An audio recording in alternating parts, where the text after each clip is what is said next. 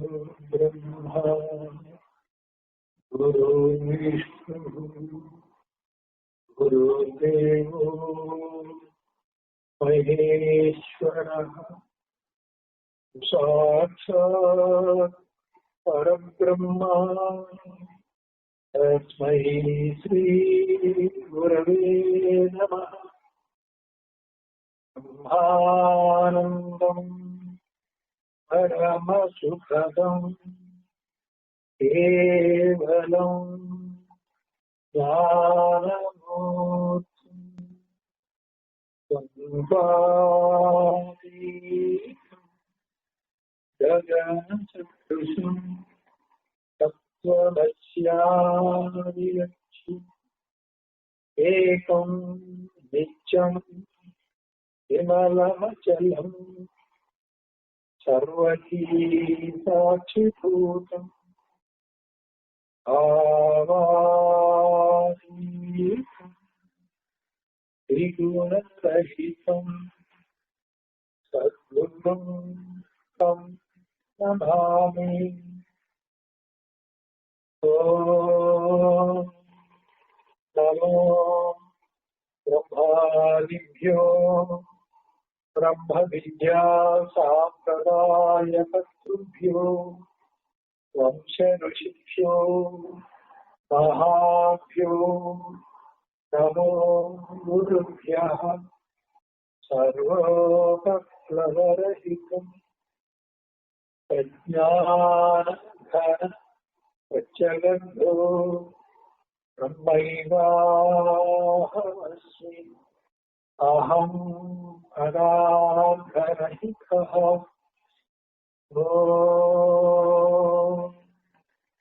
सहनावतु सहनौ भुनक्तु सह वीर्यं करवावहै तेजस्विनावधीतमस्तु मा विद्विषावहै।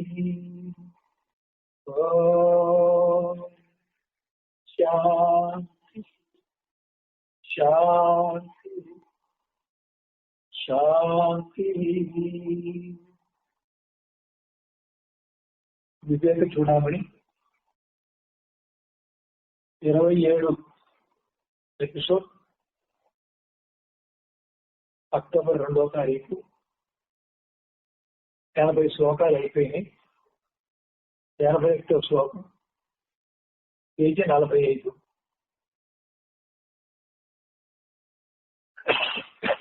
శ్లోకం ఆపాత వైరాగ్యవతో ముముక్షూన్ అవాబ్ధి పారం ప్రతియాతుముచ్యతాం. ఆపాత వైరాగ్యవతో ముముక్షూన్ అవాబ్ధి పారం ప్రతియాతుముచ్యతాం. ఆశాగ్రహో మజ్జయతే అంతరాళే నిగృహ్యతంతే వినివర్చ వేగాత్.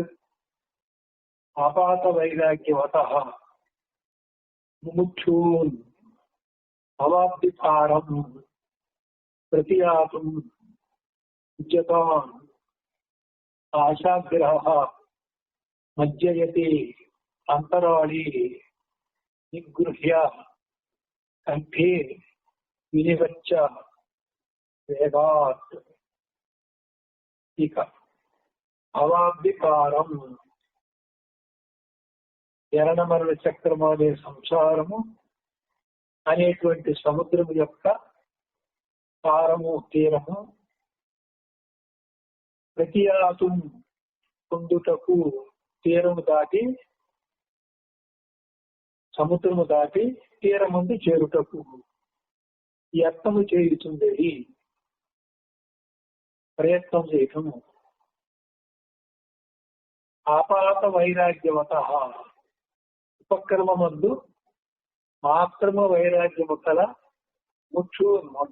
మోక్షించగల వారిని, అంటే తెచ్చి పెట్టుకున్న వైరాగ్యం, సహజ వైరాగ్యం కాకుండా ఆపాత వైరాగ్యం అంటే మోక్షం కావాలి కాబట్టి నాకు వైరాగ్యం ఉండాలి కాబట్టి, ప్రాపంచిక విషయాలు వదలాలి కాబట్టి, వాటిని కల్పితమని విద్యాభావంతో చూడాలి కాబట్టి నేను దూరంగా పెట్టుకుంటున్నాను అని ఓర్పు నిగ్రహంతో దూరం చేసుకోవడం అనేది ఏదైతే సాధన దశలో ఉందో అది ఆపాత వైరాగ్యం. ఆ సంపత్తి లభించిన తర్వాత సహజంగా ఉండేటువంటి వైరాగ్యము ఆపాత అంటే తెచ్చిపెట్టుకున్న వైరాగ్యం కాదు, సాధన వల్ల వచ్చిన వైరాగ్యం కాదు.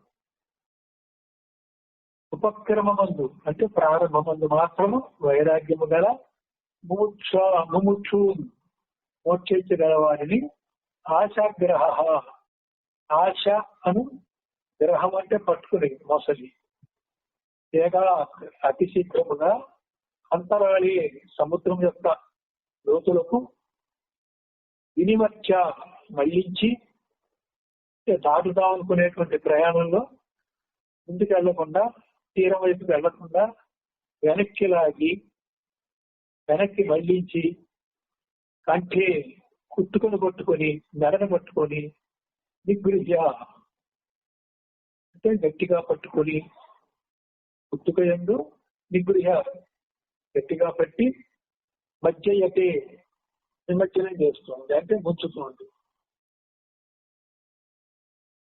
తాత్పర్యం సంసార సముద్రము దాటుటకు ప్రయత్నించే మందవైరాగ్యులు ముక్షువులు, మందవైరాగ్యము కలిగినటువంటి ముక్షువులను ఆశ అనేటువంటి బెరుమసలి మధ్యలోనే తీరములు చేరనీయక కంఠములు పట్టుకొని శీఘ్రముగా వేగముగా వారిని వెనుకకు ఆ సంసార సముద్రంలోనే ముంచుచున్నది. తీవ్ర వైరాగ్యము కలుగనిదే మోక్షము కలుగదని భావం. చాలా ఎక్కువ వైరాగ్యం ఉన్నది. ఆశ అన్నది ఒక పెద్ద మొసలి. ఆశని మొసలితో పోల్చారు. మొసలి పట్టు పట్టిందంటే ఎలా విడిపించుకోవడం కష్టము. గజేంద్ర మోక్షంలో కూడా గజరాజుని మొసలి పట్టుకున్నప్పుడు ఏదంత బలమైనటువంటి జంతువు కూడా మొసలి పట్టుని విడిపించుకోలేక ఆ విష్ణుమూర్తిని ప్రార్థించడం జరిగింది. ఆశ కూడా అటువంటి మొసలే. మొసలి నీటిలో ఒక పెద్ద ఏనుగునైనా కాలు పెట్టగానే వెంటనే లోపలికి కొనిపోయి ముంచుతున్నది. ఏనుగంత బలమైనటువంటి దాన్ని కూడా నీటిలో ఉన్న మొసలి బయటికి వెళ్ళి అంటే దానికి స్థాన బలం. మొసలికి నీరు అనేటువంటి స్థాన బలంతో ఎంత పెద్ద ఏనుగునైనా సరే దిగంగానే కాలు పట్టుకొని ఏనుగునే లాక్కెళ్ళిపోగలిగినటువంటి బలం ఉంది ఆ మొసలికి. అదే మొసలి నీళ్ళలో కాకుండా బయటకు వస్తే కుక్కలు కూడా పీపు పెట్టాయి. అలాగనే ఆశ ఉన్నది ఎంత ధీరవంతుడింది, కొంచెం అవకాశం లభించినట్టు వెంటనే మోసము చేయి సంసార సాగరంలో కాలు పెడితేనే లాక్కెళ్తుంది. ఏనుగంత బలం ఉన్నారు. అటువంటి సంసార సాగరంలో మునిగుంటే దానికి ఇంకా అందుబాటే కదా. ఇప్పుడు ముముక్షు ఏంటంటే వైరాగ్యంతో సంసార సాగరంలో ముడకుండా తేజి ఈదుకుంటూ తీరాన్ని పోవాలని ప్రయత్నం చేస్తే ఆశ అనేది లేకపోతే చేరపడు. ఇంతకుముందు రాగం చెప్పాడు. రాగంలోనే శబ్దస్పర్శ రూపరసగంత విషయాసక్తి ఎలా ఉంటుందో 5 రకాల విషయాసక్తిని రాగము అని పేరు పెట్టి చెప్పాడు. ఇప్పుడు ఆశ అనేటువంటి పేరుతో మళ్ళీ బోధిస్తున్నారు. ఈ ఆశ అనేటువంటిది సంసార సాగరం ప్రారంభంలో కొంత వైరాగ్యంతో మొడకుండా తేలి ఈస్తూ తీరాన్ని దాటడానికి దగ్గరికి వెళ్ళినప్పటికీ దాదాపు తీరం దగ్గరికి వచ్చినా కూడా ఒక్క ఆశ అనేటువంటిది నీకు మళ్ళీ లోపల పుట్టింది అంటే ఆశ అనేటువంటి మొసలి మళ్ళీ సముద్రంలోకి వెనక్కి లాక్కొని లోతుకు ముంచుతుంది. తీరం నుంచి వెనక్కి లాక్కొని లోతుకు ముంచుతుంది. ఎంతటి ధీరవంతులైన ధీరులు అంటే ధీ అంటే బుద్ధి, ధీరవంతులు అంటే బుద్ధిమంతులు. బుద్ధిమంతులు అంటే మనోపరిధిని దాటి మనోవ్యాపారానికి సాక్షిగా ఉంది బుద్ధి రూపంగా ఉండేవాళ్ళు బుద్ధి రూపం ధీరవంతులు. కొంచెం అవకాశం లభించినచో వెంటనే మోసం చేయుతున్నది. ఆశ కొంచెం ఉన్నా కూడా మోసపోవడమే. నేను చాలా వరకు సాధన చేశాను గురువు గారు, ఇంకా ఒక్కటే మిగిలిందని. ఆ ఒక్కటి కూడా పోతే గాని సంసార సాగరాన్ని దాపలేదు. కొంచెం కూడా ఉండడానికి వీలేదు. తీవ్ర వైరాగ్యం ఉండాలి. ఇటుండా సామాన్య వైరాగ్యం కలవారి విషయమే చెప్పవలేనా? కాగా కొంచెమైనా ఒకప్పుడైనను ధీమంతుడైనను విషయాశ విషయ సంకల్పములకు చోటు ఇయ్యరాదు సుమా. ఇకను విషయాశ విశాఖము వంటిది. విశాఖము పట్టినవాడు తన గోత్రమును నామధేయమును మరచిన వాడై విశాఖ సంబంధములకు వాని ఎదుల వ్యవహరించుతున్నాడు. ఆ ప్రకారమే విషయాగ్రహ దుష్టుడు ఎప్పుడూ తన స్వరూపమును వచ్చి తన చారాదులను కూడా అభ్యసింపగా విషయలోయుడై వనితాది విషయములు తలంచుతున్నాడు. ఒకసారి ఆశ పుట్టిందంటే విషయలోలత్వం వచ్చింది అంటే ఎంత సన్యాసి అయినా ఎంత వైరాగ్యం ఉన్నా చిన్న ఆశ అక్కడ పొడసూపితే దాదాపు గమ్యం చేరడానికి దగ్గరగా వచ్చిన వాడైనా సరే చిన్న ఆశ విషయానికి గమ్యం చేరడానికి తపస్సు చేసి దాదాపు గమ్యం చేస్తే మేనక రాగానే ఆ స్త్రీ వనితాది అని అడిగినారు. స్త్రీ సంబంధించినటువంటి ఒక వికారం సంస్కారం ఉండబట్టి వికారం కలిగింది. సంస్కార రహితమైతే కాదు. ఇక్కడ ఇంద్రుడు పరీక్ష పెడతాడు అంటే తపస్సు చెడగొట్టాలని కాదు. ఇంద్రుడు నీకు మోక్షానికి యోగ్యత ఉందో లేదో అని పరీక్ష పెడతాడు. ఆ పరీక్షలో సంస్కార రహితము వాసనాక్షయము రజోగుణం పోయిందా లేదా తమోగుణం పోయిందా లేదా అనేటువంటిది నీకు ఒక పరీక్ష. నీ మనసే నీకు పరీక్ష పెడుతుంది. నీ సంస్కారమే నీ ఎదురుగా వచ్చి నీ అనుభవానికి సంసిద్ధంగా ఉంటుంది. నువ్వు ఏరి కోరి స్త్రీ జోలికి వెళ్ళకపోయినా స్త్రీయే తనకు తాను వరచి వచ్చి నేను అర్థించి నేను ప్రార్థించి నేను కౌగలించుకుంటే అప్పుడు కూడా నీకు ఆ సంస్కారం లేకపోతే ఒక నపుంసకుడు వలె ఉంటావు. కానీ సంస్కారం ఉంటే అవుతుందో లోపడతాం. విశ్వామిత్రుడు అంతటి వారు తపస్సు చేస్తూ కూడా కొన్ని వందల వేల సంవత్సరాలు మేనక విషయంలో లోపడ్డాడు. లోపడితే ఏమైంది? మళ్ళా ఆ చిన్న వాసన, ఆ చిన్న సంస్కారం, ఆ స్త్రీ వ్యామోహం, స్త్రీ మీద ఉన్నటువంటి ఆశయంలో అది మొదలయ్యి అతను పట్టుకొని వెనక్కి తీసుకెళ్ళి ఉంచితే విశ్వామిత్రుడు మళ్ళీ 1000 సంవత్సరాలు తపస్సు. 1000 సంవత్సరాల తపస్సు వృధా చేసింది అంటే గమ్యం దాకా చేరిన వాడు మళ్ళీ వెనక్కి వచ్చి మళ్ళీ 1000 సంవత్సరాలు తపస్సు చేసి మళ్ళీ రమ్మని పంపించాడు ఇంద్రుడు. రమ్మని పంపించేసరికి ఏమైంది? విగ్రహించాడు. కానీ కోపం వచ్చింది. నువ్వు నన్ను నా తపస్సు చెడగొడతావు. నేను తపోమనం ఉంది ఆయనకి. ఇంత తపస్సు చేసిన వాడిని నన్ను ఎవరు ఏం చేయలేదు, నువ్వు మాత్రం ఏం చేస్తావు అని కసిరి చీకొట్టి పంపించేశాడు. కసిరి చీకొట్టి పంపడంలో ఉన్న రజోగుణం ఆ తపస్సు పోయింది. మళ్ళీ ఆ రజోగుణం అనేటువంటి మొసలి మళ్ళీ పట్టుకెళ్ళి దూరంగా వెనక్కి తీసుకెళ్ళి మళ్ళీ ముచ్చింది. మళ్ళీ తేలాడు. మళ్ళీ తపస్సు చేశాడు. మళ్ళీ ముందుకెళ్ళాడు. త్రిశంకుడికి స్వర్గం క్రియేట్ చేశాడు. అది మళ్ళీ లోకస్తులు లోకేసి తెగినట్టుంది. అక్కడికి వెళ్ళాలి వాళ్ళు. మళ్ళీ స్వర్గలోకం ఏంటి? నాకక్కర్లేదే వాడుతుంది అంటే ఎవరికీ లేదని నేను డిసైడ్ కాదు. లోకాలు లోకస్తులు లోకేశ్వరు అసలు లేదని డిసైడ్ అయ్యాక అది నీ పరంగా నీకు నిర్ణయం అయితే అది లేదు. వాడు అజ్ఞాని, వాడు అడిగాడు నాకు తపశక్తి ఉంది నేను ఇచ్చానంటే అది కూడా మళ్ళీ నీకు లేదు. కానీ పరీక్షా ప్రారంభం నీకు అది లేదు. కానీ త్రిశంకుడి యొక్క ప్రార్థనను మన్నించి నువ్వు చేశావు. ఒకళ్ళ ప్రార్థన మన్నించి నువ్వు బహిర్ముఖానికి వచ్చేస్తావా? లోకాలు లేవంటే మరి స్వర్గలోకం ఉందాక వాడితో పిచ్చివాడు అడిగితే నువ్వు మరి స్వర్గలోకం ఇచ్చి మరి లోకానికి కలిగేస్తావా?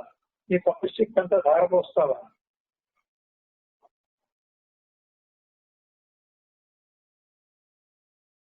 మరి అక్కడ మళ్ళీ భంగపడ్డాడు, మళ్ళీ నివర్తన, మళ్ళీ వెనక్కి వెళ్ళాడు, మళ్ళీ మునిగాడు, మళ్ళీ చేయలేడు, మళ్ళీ తపస్సు చేసుకుంటూ ముందుకు వెళ్ళాడు. ఒక్క చిన్న ఆశ ఉంటే తీరం దాకా వెళ్ళినా కూడా ఇంకొక అడుగు దూరంలో ఉన్నా ఈ ఆశ అనేది ప్రసూతి తెలియదు, మళ్ళీ వెనక్కి వెళ్ళిపోవడం, మళ్ళీ మునిగిపోవడం. ఇది వైకుంఠపాణిలో పద్యం సరిగ్గా పడకపోతే చివరి దాకా వెళ్ళి తత్వపడినట్టు పడ్డట్టు.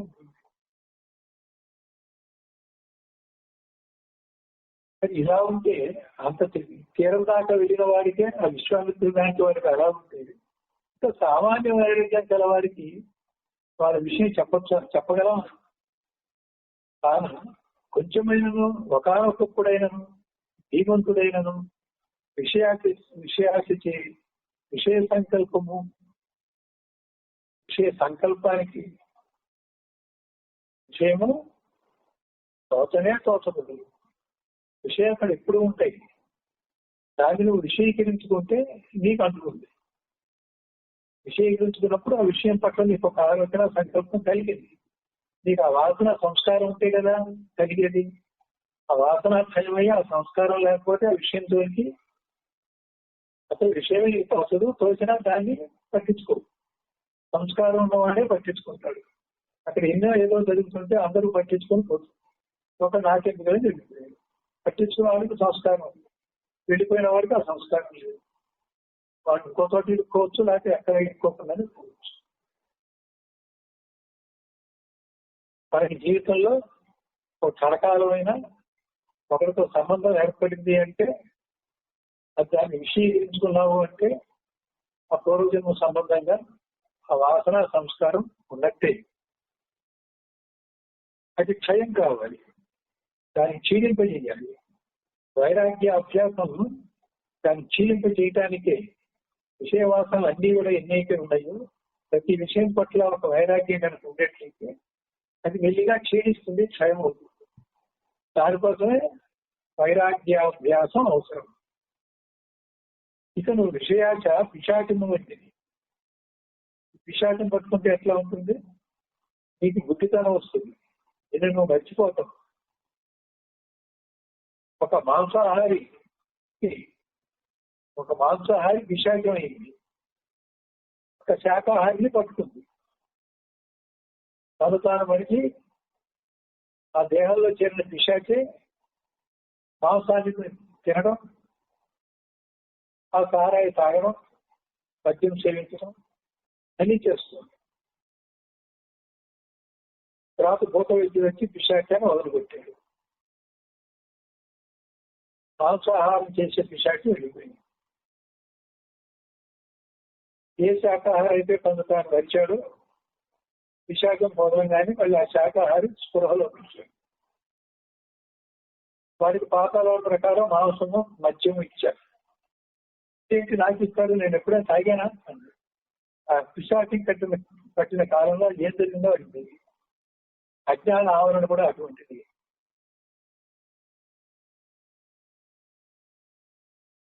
ఎట్లా వ్యవహరిస్తున్నాడు ఆ ప్రకారమే విషయాశ గ్రహావిష్టుడును ఎప్పుడో తన స్వరూపమును మరచి, తాను బ్రహ్మం అనే స్వరూపముని మరచి అజ్ఞానం అనే విశాఖం కలిగి బట్టి అజ్ఞానిగా ప్రవర్తిస్తున్నాడు. దానికి వాడు అజ్ఞాని కాదు, వాడు బ్రహ్మస్వరూపుడే.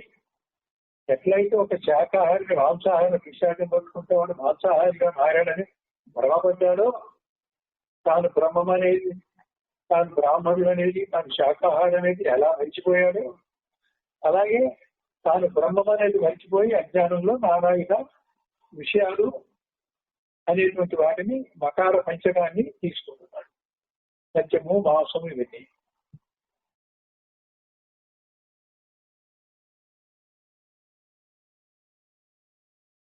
ఎప్పుడో తన స్వరూపమును మరచి తన ధ్యానాదులను కూడా అభ్యసింపగా ఈ పిశాచం పట్టక ముందు వాడు బాగా ధ్యానం చేసేవాడు. పిశాచం పట్టిన తర్వాత ధ్యానం మర్చిపోయాడు. విషయలోనుడై వనితాది విషయంలో తలంచుతున్నాడు.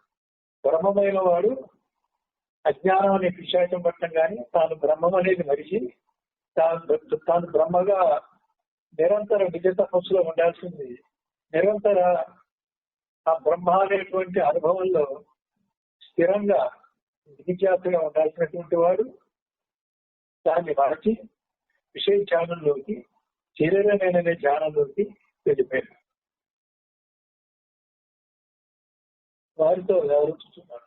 ఈ విషయంలో ప్రతి ముముక్షువు కూడా అత్యంత తీవ్ర వైరాగ్యంతో మేల్కొని ఉండవలను. వైరాగ్యం కొద్దిపాటు ఉంటే సరిపోదు, అత్యంతంగా తీవ్రంగా ఉండాలి. ఈ శ్లోకంలో తీవ్ర వైరాగ్యము తప్పదు అని తెలిపినట్లు ఆయన. ఈ వైరాగ్యం 2 విధాలు: అపరా వైరాగ్యము, పరా వైరాగ్యం. వేదాంత పదకొచ్చే దీపిక 12వ చాప్టర్ వైరాగ్యం. దీంట్లో లోగడ మనం తామస రాజసి వైరాగ్యం, సాత్విక వైరాగ్యం చెప్పుకున్నాం. ఇక్కడ పరావైరాగ్యం, అపరావైరాగ్యం పేజీ 106, చాప్టర్ 12 వైరాగ్యం. అపర వైరాగ్యం ఇది 4 విధాలు. 1 యతమాన వైరాగ్యం, 2 వ్యతిరేక వైరాగ్యం, 3 ఏకీంద్రియ వైరాగ్యం, 4 వశీకార వైరాగ్యం. ఈ 4 రకాల వైరాగ్యాలు అపర వైరాగ్యం. ఈ 4 కాకుండా ఉండేది పరవైరాగ్యం. పరవైరాగ్యం కూడా ఉన్న తర్వాతనే తాను విడుదలైనట్టు లెక్క. అపర వైరాగ్యంలో 4 విధాలు ఉన్నాయి. మొదటిది యతమాన వైరాగ్యం. ఈ ప్రపంచముల సారమైనది ఏదో, అసారమైనది ఏదో గురుపదేశము, శాస్త్ర విచారణ ద్వారా తెలుసుకుందురుగాక అని ఉద్యోగించటను యతమాన వైరాగ్యం అన్నారు.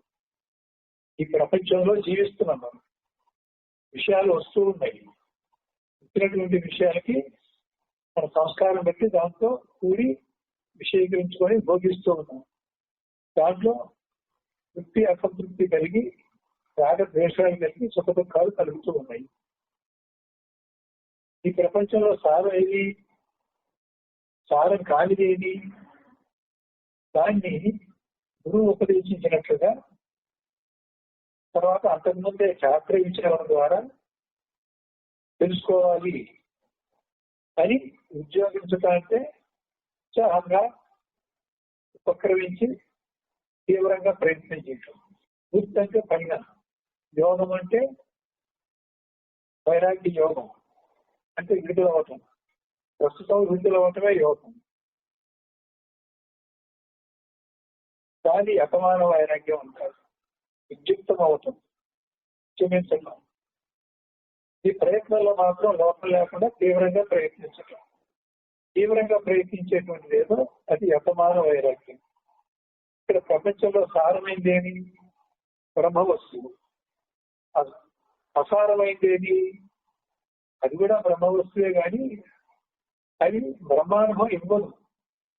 చిత్తు జడము రెండింటిలో చిత్తు సారమైనది, జడము అసారమైనది.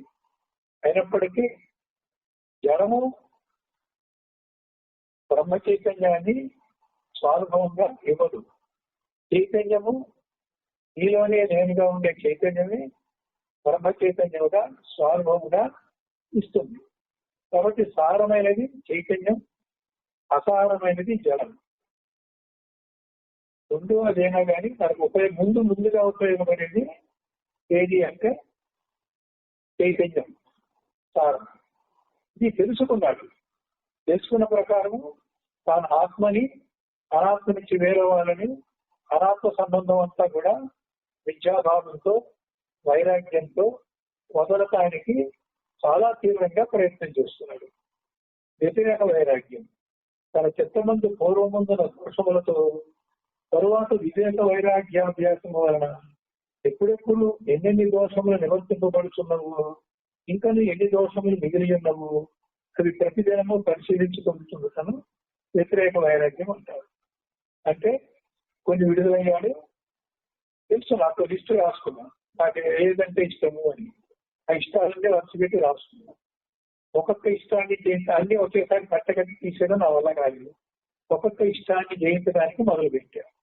ముందు సిగరెట్ తాగే అలవాటు ఉంది, దాన్ని మారేయడానికి ఒక్కబడి నేర్చుకున్నాను. ఒక్కబడి అలవాటు తీసేయాలి. అలా ఎన్నో అలవాట్లు ఉన్నాయి. ఆ ఇష్టంతో ఒక 20 ఉన్నాయి. 20లో ప్రతి పుట్టినరోజుకో, కాకపోతే ప్రతి జనవరి 1కో, ప్రతి ఉగాది రోజుకో ఈ లిస్టులో 1 వదలాలి, 2 వదలాలి అని ఒక గట్టి సంకల్పం తీసుకొని గట్టిగా సాధన చేసి గట్టిగా వైరాగ్యాభ్యాసం చేసి ఒకదాన్ని వదిలించుకున్నాడు. కొంతకాలం పోయాక నా లిస్టు తీసాం. ఇందులో ఎన్ని వదిలాను, ఇంకా ఎన్ని ఉన్నాయి రోజు పరిశీలించుకుంటాం. కాబట్టి ఎన్ని వదిలాయి, ఇంకా ఎన్ని ఉన్నాయని అలా పరిశీలించుకుంటూ వైరాగ్యాభ్యాసం అభ్యాసం చేయడాన్ని వ్యతిరేక వైరాగ్యము అన్నారు.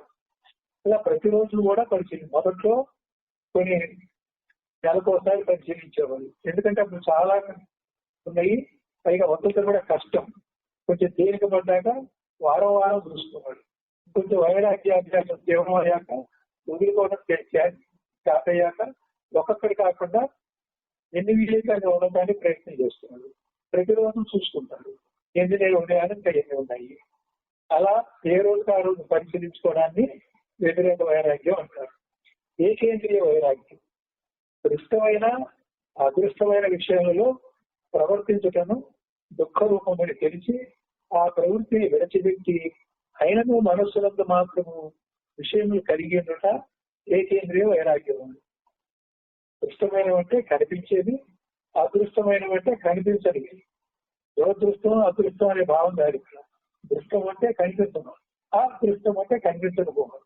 ఈ కనిపించే విషయాల్లో కనిపించని విషయాల్లో కూడా ప్రవర్తిస్తుంటే ఎక్కడ ప్రవర్తిస్తే ఎక్కడైతే దుఃఖ రూపమో తెలుస్తుందో దాని వెంటనే నిగ్రహించి దానికి వైరాగ్యాభ్యాసం చేసి అక్కడ దుఃఖ నివారణ చేసుకొని ఇక దుఃఖము పుట్టినటువంటి స్థితిలో అది వైరాగ్యం అని డిసైడ్ చేసుకుంటాం. అంటే బయట పక్క అనుభవానికి వచ్చినప్పుడు దుఃఖం కానీ బాధ కానీ కలిగినప్పుడు దాని చేత బాధించబడ్డప్పుడు అప్పుడు మాత్రమే గుర్తించి ఆ కనబడదాన్ని నివారించడం అనేది ఏకేంద్రియ వైరాగ్యం. కానీ లోపం ఉన్నది పోలా. సినిమా చూడాలని ఉంది. వెంటనే సినిమా చూడటం అనే దాని మీద వైరాగ్యం కావాలి నాకు. సినిమా చూడకుండా నిగ్రహించి ఇంట్లో కూర్చున్నా. నిజానికి సినిమాకి వెళ్ళలేదు, చూడలేదు, కానీ మనసులో సినిమాకి వెళ్ళలేకపోయాను, వ్యక్తి బాగుండేది, ఆ సాధన కోసం వైరాగ్యం కోసం వెళ్ళలేదు. నాకు వెళ్ళకుండా ఉంటాయి కదా నాకు కావాల్సిన ఫలితం అని ఇంకా మర్చిపోకుండా ఉంటాం. సినిమాని మర్చిపోకుండా అంటే బాహ్యంగా వదిలేను కానీ మనసులో వదలలేదు. ఆ ప్రవృత్తిని విడిచిపెట్టి అయినను మనసునకు మాత్రము విషయములు కలిగింది కాదు ఏకేంద్రియ వైరాగ్యం. ఏకేంద్రియం అంటే మనకి ఇంకా 6 ఇంద్రియాలు తీసుకోవాలి. 5 జ్ఞానేంద్రియాలు, ఒక మనసు 6. 5 జ్ఞానేంద్రియాలని ఆ విషయాలు పోనీకుండా కట్టేసావు కానీ మనసు మాత్రం ఇంకా ఉంది. మనసు అనేది ఒక్క ఇంద్రియం ఇంకా కూడా వైరాగ్యం. 5 జ్ఞానేంద్రియాలని నువ్వు వెనక్కి లాగి దానికి వైరాగ్యాన్ని ఇచ్చావు కానీ మనసుకి ఇవ్వలేదు. 6వ ఇంద్రియం అయినటువంటి మనసు మిగిలింది. ఆ మిగిలింది ఏకేంద్రియం అంటే మనసు అన్నమాట. ఆ మనసులో మాత్రం ఇంకా పోలేదు విషయం అక్కడ యాబ్సెంట్ అయితే అప్పుడు వైరాగ్యం సంపూర్ణం. తర్వాత వశీకార వైరాగ్యం. ఈ ఏకేంద్రియమైనటువంటి మానసిక రుచిని కూడా ఇష్ట అదృష్ట విషయములందు తొలగించుకొని ఉండుట. అంటే ఎదురైందేమో దృష్టము, ఎదురు కాకపోయినా నీ మనసులో ఆలోచన ఉంటే దానికోసం ప్రయత్నం చేసి తెప్పించుకోవడం కానీ, లేకపోతే ఈ రోజు కాబట్టి మరొక రోజు వస్తే దాన్ని పట్టించుకోకుండా అవి వచ్చినప్పుడు చూద్దామని అప్పుడు పడిపోతుంది.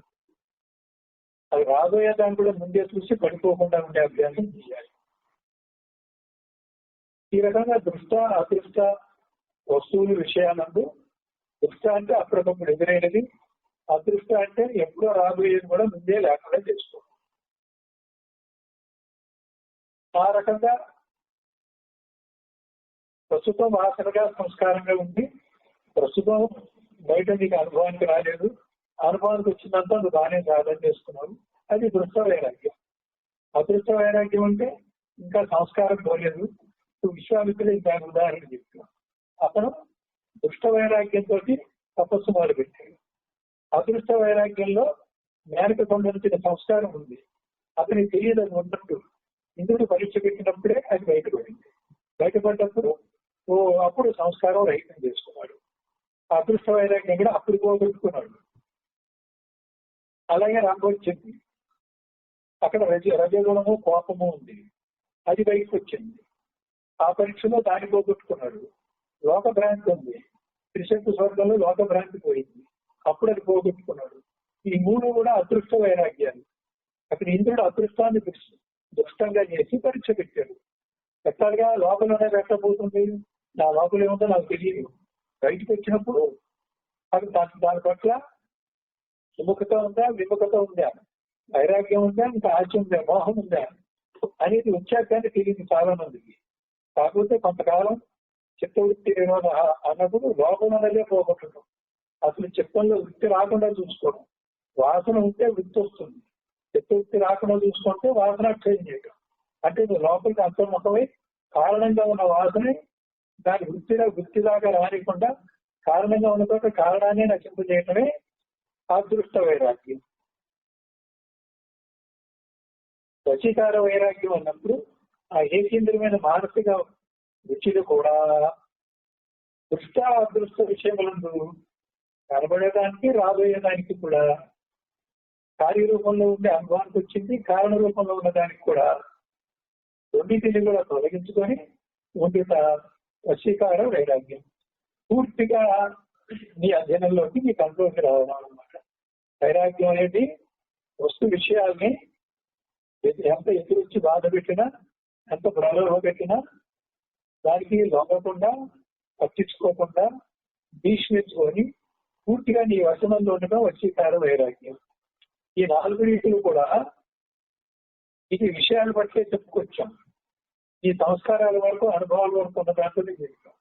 ఇది ఎందుకు పర అపరాలు 2 భాగాలు. ఇది అపరా వైరాగ్యం. పర ఎక్కడి నుంచి మొదలు, అపరా ఎక్కడి నుంచి ప్రారంభం. దీనికి ఆ హద్దు గీత ఎక్కడైనా కొంతమంది చాలా చోట్ల పెడతారు. తన్మాత్ర సృష్టి జరిగిన తర్వాత పంచేంద్రియాల విషయాలు వచ్చాక ఆ విషయాల నుంచి విడుదల అవ్వడమే అపరా వైరాగ్యం. కొంచెం పైకి తీసుకెళ్తే సంకల్ప బ్రహ్మ వరకు అపరా వైరాగ్యం. నిస్సంకల్ప బ్రహ్మమే పరారూపం. ఆ నిస్సంకల్ప బ్రహ్మను కూడా, ఆ పరాన్ని కూడా వైరాగ్యంతో చూడాలి, అప్పుడు అపరా వైరాగ్యం. ఇప్పుడు బ్రహ్మను అవ్యక్త దగ్గర, మహత్తు దగ్గర ఉన్నది, మహత్తు నుంచి కిందదంతా అపరా వైరాగ్యం, మహత్తు పైన ఉన్నది బ్రహ్మ దాకా ఉన్నది పరా వైరాగ్యం. మరి ఆ బ్రహ్మజ్ఞానం కూడా లేదు, సచ్చిదానందం కూడా లేదు, దాన్ని కూడా వదిలేయాలి అన్నప్పుడు అఖిల పరిపూర్ణమే అక్కడ స్వతసిద్ధంగా ఉంటుంది. ఆ అఖిల పరిపూర్ణం అనే లక్ష్యంతో బ్రహ్మజ్ఞానాన్ని, సచ్చిదానందాన్ని కూడా లేనిదని వైరాగ్య దృష్టితో వదిలేయటం అనేది పరా వైరాగ్యం. చూద్దాం, సంప్రజ్ఞాత సమాధిని ఒక యోగాభ్యాసం చేసినప్పుడు నిర్వికల్ప సమాధిలో 2 భాగాలు ఉన్నాయి. ఒకటి సంప్రజ్ఞాత సమాధి, రెండవది అసంప్రజ్ఞాత సమాధి. సంప్రజ్ఞాత సమాధిని దృఢకర్మగా అభ్యసించడం చేత 3 గుణములకు విలక్షణమైనటువంటి ప్రత్యేగాత్మ సాక్షాత్కారం ఉంటుంది. అంటే త్రిగుణ రహితమైన తర్వాత వచ్చేటువంటి ప్రత్యేగాత్మ అఖిల పరిపూర్ణమే. గొప్ప గుణత్రయజన్యములైన సమస్త పదార్థములను కలిగే వైరాగ్యమును పరవైరాగ్యం అంటారు. ఇది ఎక్కడ చెప్తాడు? మహత్తుల దగ్గర 3 గుణాలు ప్రారంభమైంది. ముందు సత్వగుణం విజృంభించింది, ఆ సత్వగుణం ఆయా ప్రతిబింబుడు ఈశ్వరుడయ్యాడు. తర్వాత తమోరజ గుణాలు విజృంభించినాయి, ఆ రెండు కలియకతో వచ్చిన అవిద్యా ప్రతిబింబ రూపుడు జీవుడు. మొదట్లోనూ అపరవైరాగ్యం ఉంటే జీవుడిగా లేకపోవటం ఈశ్వరుడుగా ఉంటాం. పరవైరాగ్యం అంటే ఈశ్వరుడుగా లేకపోవటం బ్రహ్మగా ఉంటాం. దీని అపరాన్ని పై హద్దుకు జరిగితే జీవేశ్వరుడుగా లేకపోవటం అపరావైరాగ్యం. బ్రహ్మగా ఉండటమే పర, ఆ బ్రహ్మ కూడా లేకపోవడం పరావైరాగ్యం. తర్వాత మూడు గుణాలతో ఉన్నటువంటి జగత్కారణ బ్రహ్మగా ఉండటము అపరావైరాగ్యం. ఇది కూడా రహితమై అసలు పరిపూర్ణం అవటం, ఆ పరిపూర్ణానికి ఉన్నటువంటి త్రిగుణాత్మకమైనటువంటి యావత్తుని కూడా వదిలిపెట్టడం పరావైరాగ్యం. దీన్నే యోగ శాస్త్రంలో అసంప్రజ్ఞాత సమాధిలో వచ్చేదాన్ని సంప్రజ్ఞాత సమాధిని గట్టిగా చేసినప్పుడు త్రిగుణములకు విలక్షణమైనటువంటి ప్రత్యేగాత్మ సాక్షాత్కారం అవుతుంది. పిదప ఆ మూడు గుణాలతో పుట్టినటువంటివన్నీ, మూడు గుణాలతో పుట్టింది కేవల సత్వగుణంతో ఈశ్వరుడు దేవతలు, కేవల రజోగుణంతో జీవులు ప్రాణులు, కేవల సంభవగుణంతో నామరూప ప్రకృతి, తన్మాత్ర సృష్టి, జీవుల ఉపాధులు, దేహోపాధులు, ఇవన్నీ కూడా ఇది కూడా జన్యువులే. జీవ ఈశ్వర జగత్తులు మూడు కూడా వదిలిపెట్టినటువంటి లేదు. అది అసంప్రజ్ఞాత సమాధి. ఆ వదిలిపెట్టడంలోనే నీకు లభించింది ఏంటి అంటే పరావైరాగ్యం. పరావైరాగ్యం అఖిలాన్ని అందుకుంటాడు. ఇప్పుడు చిన్నప్పుడు పద్యం కూడా ఇచ్చాడు. బ్రహ్మలోకమాది పరమాణు పర్యంత భోగ్యజాతమందు గురమవలయు తాకిరెట్టయనల కలుపు జిగుప్స వైరాగ్యమనగనది యోగ్యమగును. బ్రహ్మలోకం దాకా ఉన్నటువంటి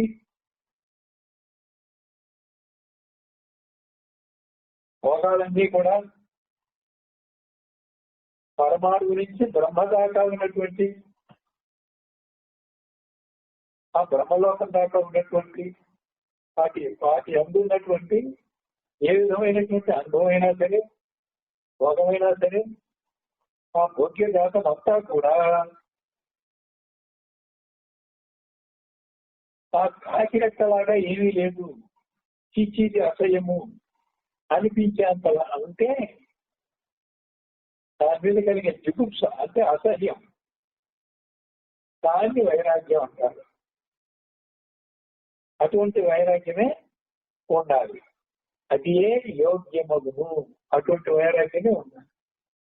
ఇక్కడ ఏం చెప్పాడు చూద్దాం.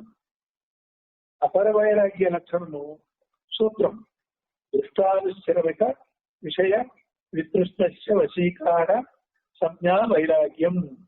ఇక్కడ ఇచ్చేసాం. దృష్ట అనుశ్రమిక, చూసినవి చూడనివి విషయాలు, వికృష్ట వశీకార వైరాగ్యం కూడా చెప్పాం. సంజ్ఞా వైరాగ్యం, ఇవన్నీ కూడా వ్యపమాన, వ్యతిరేక, ఏకేంద్రియ, వశీకర వైరాగ్యాలన్నీ కూడా అపర వైరాగ్యం కింద చెప్పాడు. ఇక్కడ కూడా ఇహలోక పరలోక సుఖమునందు అనాసక్తి. రెండు పరవైరాగ్యం సూత్రం అత్పరం పురుషఖ్యాతే గుణ వైతృష్ణ్యం త్రిగుణములయందును ఇచ్చారాహిత్యము. త్రిగుణముల మీద కూడా ఇచ్చ లేకుండా త్రిగుణాలతో పుట్టినటువంటి జీవేశ్వర జగత్తుల యందు ఇచ్చ గాని, భోగేచ్ఛ గాని, ఉండాలని ఇచ్చ గాని లేక, దానికోసం ప్రయత్నం చేయక, నువ్వు అడగకుండానే అప్రయత్నంగా వచ్చినా గాని అనుభవించకుండా కాకిరెక్కలాగా అసహించుకునేటువంటి లేదో అది పరవైరాగ్యం. మూడు గుణముల యొక్క సృష్టి యావత్తుని కూడా వదిలిపెట్టడం పరవైరాగ్యం. ఇది కూడా రహితంగా ఏదైతే ఉందో ఈ పరవైరాగ్యం ద్వారా నువ్వు అచల పరిపూర్ణాన్ని అందుకోనగలవు. ఇది పతంజలి యోగ సూత్రంలో కూడా ఉంది. వాళ్ళంతా కూడా అచల సిద్ధాంతం చెప్పలేదు అనుకుంటారు. ఈ సూత్రుడి పతంజలి యోగ సూత్రాలు దీన్ని బట్టి ఏమర్థం అవుతుంది? చిత్తవృత్తి నిరోధ యోగ అంటే బ్రహ్మాకార వృత్తి కూడా రాకపోవడమే విషయాకార వృత్తి పోవడము అపరావైరాగ్యము. బ్రహ్మాకార వృత్తి కూడా రాకుండా మొదలై సంస్కారం దగ్గరే ఈ చదువు పడేయటము. మూడు గుణాలతో వచ్చినటువంటి ఏ సృష్టి అయినా సరే వచ్చిన సృష్టిని కాకిరెట్టలాగా అసహ్యంగా చూసి ఆ సృష్టికి అతీతమైన స్థితిలో ఉండిపోవడము ఒక పరావైరాగ్యాభ్యాసిగా చెల్లుతుంది. ఇంతవరకు చల్లదు. వాడు ఎరుక విడిచి అచలపడికుడు అవుతాడు. 82వ శ్లోకం. విషయాఖ్యగ్రహో యేన సువిర్తచ్యసినాహతః సగచ్చతి భవాంబోధే పారం ప్రత్యూషవర్జితః. విషయాఖ్యగ్రహో యేన సువిరక్ష్యసినాహతః సగచ్చతి భవాంబోధే పారం ప్రత్యూహవర్జితః. పదవిభజన. విషయాఖ్యగ్రహ ఏన సువిరక్ష్యసిన హతః సహ గచ్చతి భవాంబోధే పారం ప్రత్యూహవర్జితః. ఇక ఏన ఎవరికి విషయాఖ్యగ్రహ, విషయమైన పేరు గల ఆఖ్య అంటే పేరు, ప్రతిష్ఠి, కీర్తి. ఆ విషయాల యొక్క వ్యాపకత్వం. కీర్తి అంటే వ్యాపకం కాబట్టి యశస్సన్న కీర్తన వ్యాపకం అనే అర్థం తీసుకున్నప్పుడు విషయాల్లోకి నీ మనసు ఇంద్రియాలు వ్యాపించటం. అటువంటి పేరు గల గ్రహ అంటే పట్టుకునేది అంటే మొసలి. సువిరక్ష్యసిన మంచి వైరాగ్యము అది కట్టితే ఆశాము అనేటువంటి మొసలిని వైరాగ్యం అనేటువంటి ఖడ్గంతో చంపబడిన సహా చంపినటువంటి వాడు భవాంబోధే, భవము అంటే జనమన చక్ర అయినటువంటి సంసారము, అంబోధి సముద్రము సాగరము యొక్క పారం తీరమును ప్రత్యూహ వర్జితే. వ్యూహము ప్రత్యూహము. ఏ వ్యూహంతో అయితే నువ్వు బంధించబడ్డావు దానికి వ్యతిరేకమైన ప్రత్యూహంతో ఆ బంధం నుంచి విడుదలయ్యావు. విగ్రహములైన వాడై గచ్చతి విముక్తులవుతున్నాడు అంటే తీరము దాటుతున్నాడు. తాత్పర్యం. ఎవడు విషయాఖ్యం అనేటువంటి పెద్ద మొసలిని తీవ్ర వైరాగ్యం అనేటువంటి ఖడ్గంతో చంపుతున్నాడు, వాడే సంసార సముద్రం యొక్క తీరమును ఏలాంటి విఘ్నములు కూడా లేకుండా చేసుకోగలుగుతున్నాడు. ఇంతక విషయ వాంఛను నశింపచేయనది తీవ్ర వైరాగ్యం. వాంఛ అనేది ఎక్కడుంది? నీ సంస్కారంలో ఉంది. విషయాన్ని నశింపచేయటం అపరావైరాగ్యము బాహ్యంగా చేసేది, పరావైరాగ్యము అంతరంగా చేసేది. నీలో ఉన్న 3 గుణాలు తగ్గుతుంది. దానివల్ల ఆశామోహం ఏది ఉండదు. వాంఛ అనేటువంటిది మూలంలో సంస్కారంలో ఉంటుంది. తృష్ణ అనేది ఆ వాంఛ తీర్చుకోవడంలో ఉన్నటువంటి ఉద్యుక్తం. వాంఛ తీర్చుకోవాలనేటువంటి ఉద్యుక్త దేశము, అది ఉత్సాహపడడం, అది తృష్ణ. చివరికి తృప్తి అనేటువంటిది ఏదో ఆ విషయం అనుభవించిన తర్వాత కలిగినటువంటి ఫలితం. వాంఛ, తృష్ణ, తృప్తి 3 ఉన్నాయి. వాంఛ సంస్కారంలో ఉంది, తృష్ణ సంస్కారం వ్యక్తమవటంలో ఉంది, తృప్తి విషయాన్ని అనుభవించడంలో ఉంది. మూడింటికి ఒకే పదం వాడతాం కానీ తేడా ఉంది. ఇక్కడ విషయ వాంఛ అంటే విషయ సంస్కారం, విషయ వాసన నశింపజేయున్నది తీవ్ర వైరాగ్యం ఒకటి. బయట మాత్రమే వైరాగ్యం కాకుండా లోపల ఏ విషయాల పట్ల నువ్వు వైరాగ్యం అని నువ్వు భ్రమపడుతున్నావో ఆ విషయానికి సంస్కారంలో ఉన్నాయి, భవిష్యత్తులో రాబోతున్నాయి. దృష్ట అంటే ఇప్పుడు వచ్చేది, అదృష్ట అంటే భవిష్యత్తులో వస్తాయి, ఇప్పుడు రావు. భవిష్యత్తులో రాబోయేవి కూడా వాసనగా సంస్కారం ఉన్న చోట వెనక్కి వెళ్ళి అక్కడ వాంఛ అనే పేరుతో ఏదైతే ఉందో దాన్ని తొలగించడం తీవ్ర వైరాగ్యం.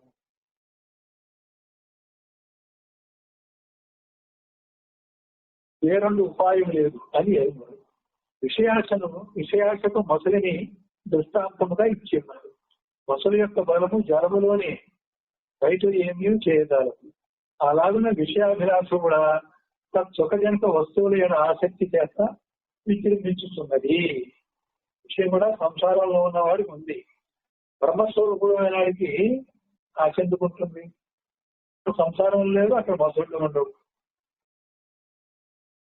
అయితే ఆసక్తి రూప సంకల్పమే లేకపోయినా స్వయముగానే అది రచించదు. అది లేని వాడికైతే ఈ ఆశ అనేది ఏమీ ఉండదు. అది ఉన్నవాడికైతే వైరాగ్యాభ్యాసం చెయ్యాలి. ఆశానాశి కాదు, తీవ్రంగా చెయ్యాలి. తీవ్రంగా చెయ్యాలి.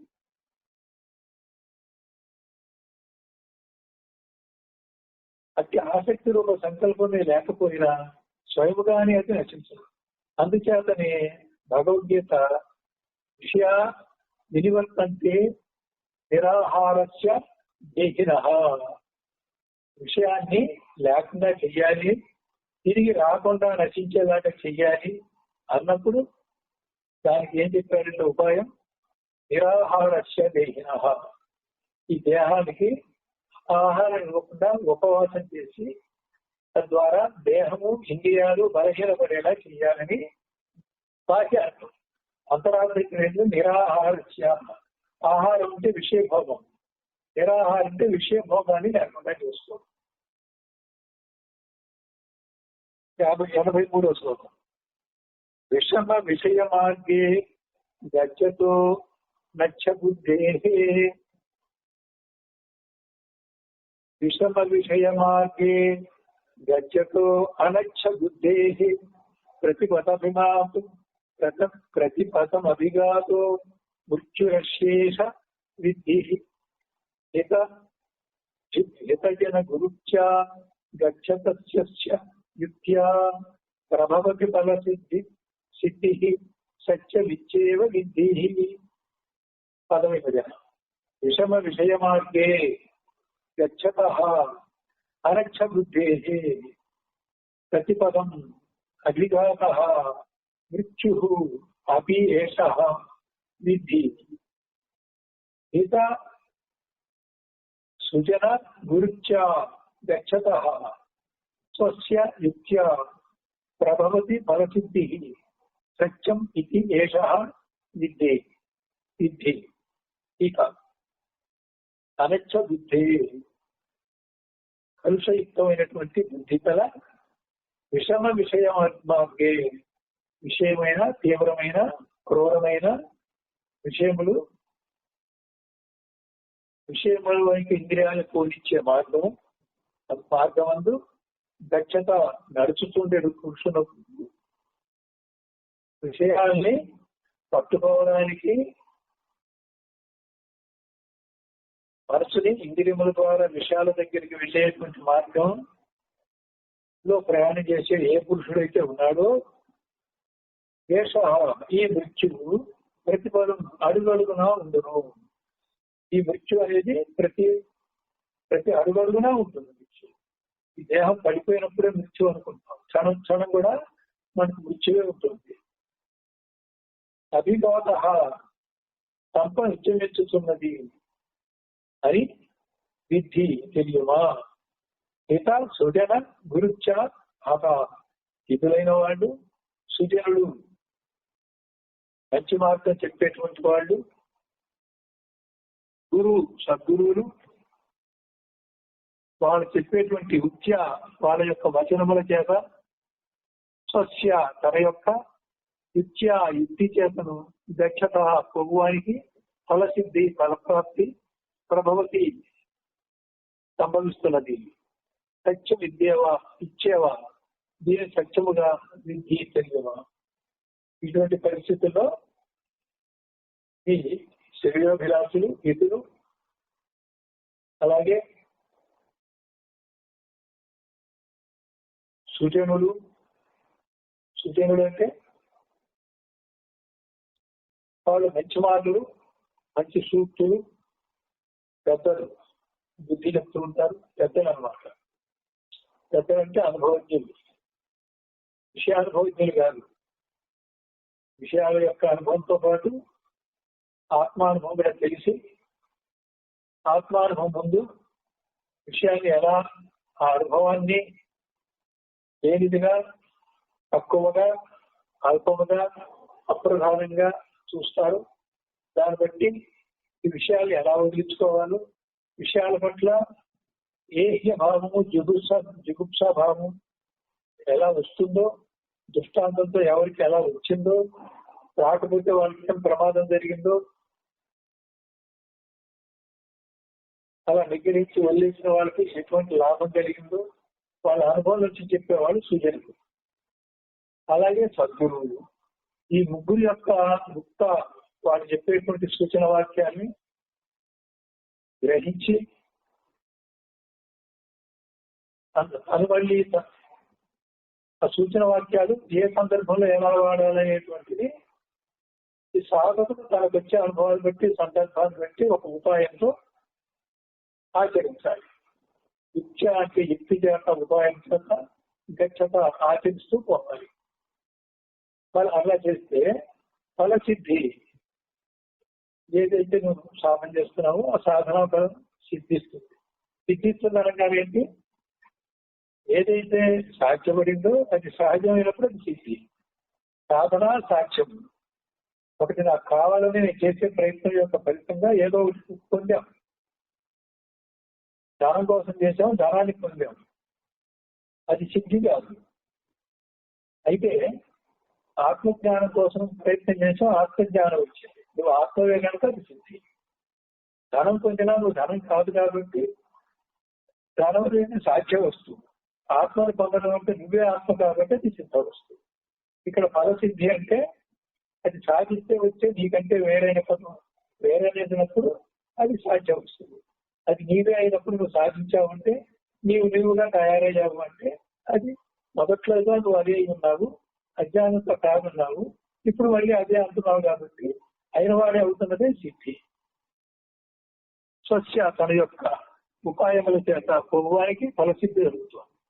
ప్రభావతి ఈ ఫలసిద్ధి వల్ల ఏదైతే లభిస్తుందో అటువంటి స్థానాన్ని అలంకరిస్తున్నాడు, పొందుతున్నాడు. సత్యం ఇచ్చేవా, ఇది సత్యము నిజానికి, దీనినే సత్యముగా తెలియమా. కాబట్టి ఆశ, మోహము ఈ సంసార సాగరం నుంచి బయటపడటానికి మొదట్లో సామాన్య వైరాగ్యంతో మొదలుపెట్టి అది సరిపోదని చెప్పి, తీవ్ర వైరాగ్యం చెప్పి, దాంట్లో దృష్ట అదృష్ట వైరాగ్యాలు చెప్పి, ప్రతి జ్ఞానేంద్రియాల ద్వారా విడుదలని చెప్పి, ఏకేంద్రియ వైరాగ్యంలో మనసులో ఇంకా సంస్కారంగా ఉన్నది కోరేదని చెప్పి, దాన్ని వదిలిన తర్వాత వశీకార వైరాగ్యంతో పూర్తిగా వదలటం జరిగింది అని అక్కడ అపరా వైరాగ్యాన్ని చెప్పాడు. ఏదో ఉంది దాన్ని వదులుతున్నాను అనేది వైరాగ్యం, అది అపరా వైరాగ్యం. అసలు ఏమీ లేదు, ఈ త్రిగుణాత్మకమైన ప్రపంచము అంతా మాయా కల్పితము, విచారించి చూస్తే లేనిది, ఇదంతా మిథ్యకరా అనేటువంటి భావంతో త్రిగుణ సంబంధంగా త్రిగుణములతో పుట్టినటువంటి ప్రతిదీ కూడా లేనిదే అనేటువంటి గట్టి నిర్ణయం పరావైరాగ్యం. ఒకట్లో ఒకడు ఒక స్త్రీ కోసం ప్రయత్నం చేశాడు. స్త్రీ అతనికి దొరకలేదు. ఆ స్త్రీ వేరే అతన్ని వివాహం చేసుకుంది. అప్పుడు ఇంకా చేసేది లేక ఆ స్త్రీ పట్ల వైరాగ్యాన్ని తెచ్చుకున్నాడు. ఇది అపరా వైరాగ్యం. ఉదాహరణకి ఇంకొక చోట ఒక స్త్రీని ప్రేమించాడు. ఆ స్త్రీని నిజంగా అతను చూడగా కళలో చూశాడు. కళలో చూసిన స్త్రీ యొక్క బొమ్మ తీశాడు. ఇటువంటి స్త్రీ నాకు కావాలి, నా కళలన్నీ నిజం అవుతాయి, స్త్రీ ఎక్కడొక్కడ ఉండే ఉంటుంది, ఆ స్త్రీ దొరికితేనే పెళ్లి చేసుకుంటారు. ఆ బంధువులు, పెద్దలు, తల్లిదండ్రులు వాళ్ళంతా కూడా ఆ పిల్ల కోసం వెతికితే ఎక్కడ దొరకరు. సరే కొంతకాలం వేసరికి వాళ్ళు ఊళ్ళో ఒక నాటకం వేస్తున్నారు. నాటకంలో ఒక పాత్ర రాజుగా స్త్రీ కనబడింది. స్త్రీ కనబడితే అదిగా నా కళ్ళలో వచ్చిన స్త్రీ ఇక్కడ ఉంది, మీరు పోయి మళ్ళీ మాట్లాడండి, నా వివాహానికి మీరు సంబంధం కుదుర్చుకోకపోయి అని చెప్పారు. సరే నాటకం అయ్యేదాకా ఆగి ఆమె ఎక్కడైతే వేషాలు వేసుకుందో మళ్ళీ వేషం మార్చుకోవడం కోసం ఆ గిరిజనులలోకి వెళ్తే వీళ్ళు అక్కడికి వెళ్ళారు. గిరిజనులు అమ్మాయి మా వాడిని పెళ్లి చేసుకోవాలనుకుంటున్నాడు, వివాహం కాలేదు కదా, అది తక్కువ నిమిషం ఉండండి అని ఆ విగ్గు అది వేషం ఇస్తే మగపిల్లవాడు, స్త్రీ కాలేదు, పురుషుడు. చెప్పండి మీరేమవుతున్నారు, ఇంకేం చెప్తారు వాళ్ళు? వెనక్కి తిరిగి వెళ్ళి వీలుగా తీసుకెళ్ళి నువ్వు చూసి స్త్రీ దేరా వాడు, పురుషుడు అన్నాడు. అయితే నా కళ్ళ వచ్చిన స్త్రీ లేదా? ఒక పురుషుడే స్త్రీ అని భ్రమపడ్డానా? నేను పురుషుని ఎలా పెళ్లి చేసుకుంటాను అని వదిలేశాను. ఇది పరావైరాగ్యం. మొదటిదేమో దొరకలేదని వదిలింది అపరావైరాగ్యం. దొరికినా అది స్త్రీ కాదు పురుషులను వదిలేసింది అపరా. దీంట్లో ఉన్నటువంటి దృష్టాంతంలో ద్రాష్టాంతం చెప్పాలి. ద్రాష్టాంతం అంటే ఏంటి? ఒకటి ఉంది నేను ఉండుతున్నాను అనేది అపరావైరాగ్యం, అసలు నేనే లేదని తెలిసి వదలటం పరావైరాగ్యం.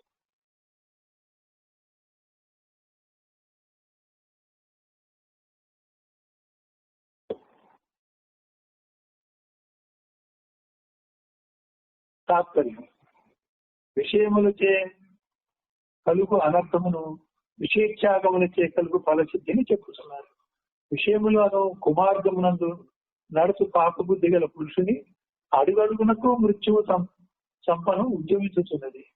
దానిని నీవు తెలియమా?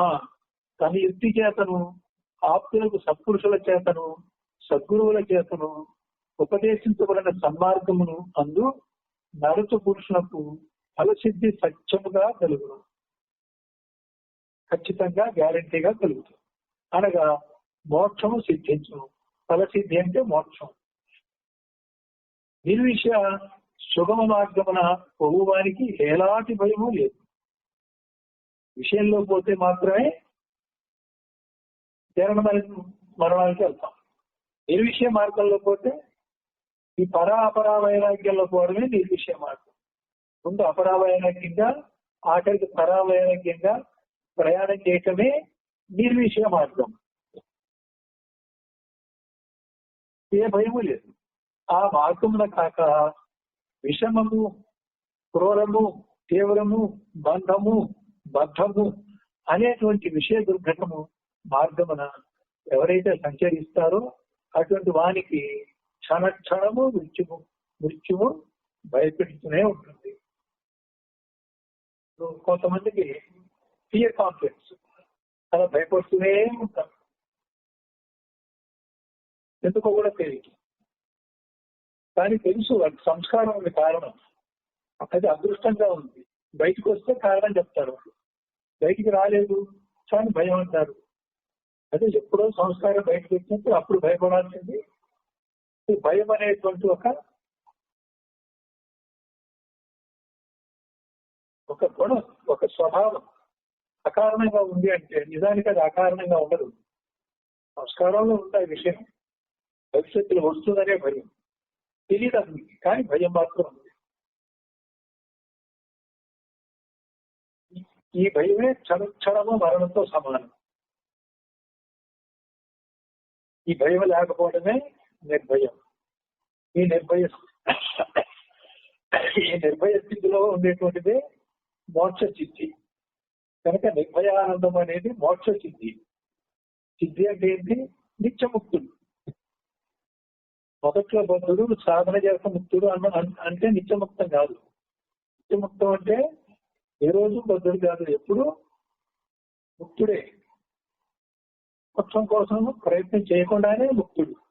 అది 84వ శ్లోకం. మోక్షస్య కాంక్ష యది వైతవాస్తి త్యజాతి దూరాద్ విషయాన్ విషమ్యతా పీయూషవత్తోషదయాక్షమార్జవన్ ప్రశాంతి దాంతి భజ నిత్యమాదరాత్.